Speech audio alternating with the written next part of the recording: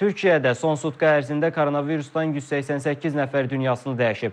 6514 simptomatik olmaqla 31219 pasiyent COVID xəstəsi kimi qeydiyyata alınıb. Bununla da ölkədə COVID-19-dan ölənlərin sayı 13746-ya, yoluxanların sayı isə 500865-ə çatıb. Ümumilikdə 18 milyondan çox insandan test götürülüb.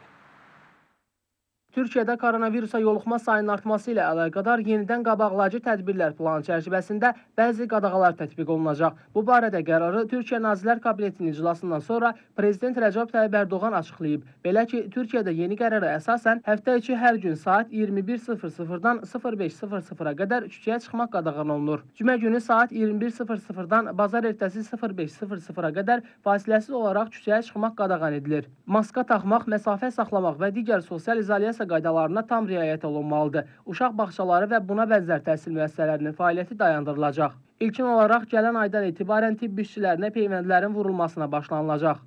Şənbə-bazar günləri evdən kənara çıxmaq olmaz. İstehsalat, təchizat, logistik, səhiyyə, kənd təsərrüfatı, meşə təsərrüfatı istisna olmaqla digər sahələr işləməyəcək. Market, qəssabxana və bu kimi xidmət sahələri fəaliyyət göstərəcək. 65 yaşdan yuxarı və 20 yaşdan kiçik şəxslər ictimai nəqliyyatdan istifadə edə bilməyəcəklər. Evlərdə şənlik və yas mərasimləri təşkil oluna bilməz. Hamam, sauna, idman salonları fəaliyyət göstərməyəcək. Dövlət qurumlarının iş saatları 10:00-dan 16:00 arası müəyyən olunacaq. Yas mərasimlərində 30-dan çox insanın iştirakı qadağandır.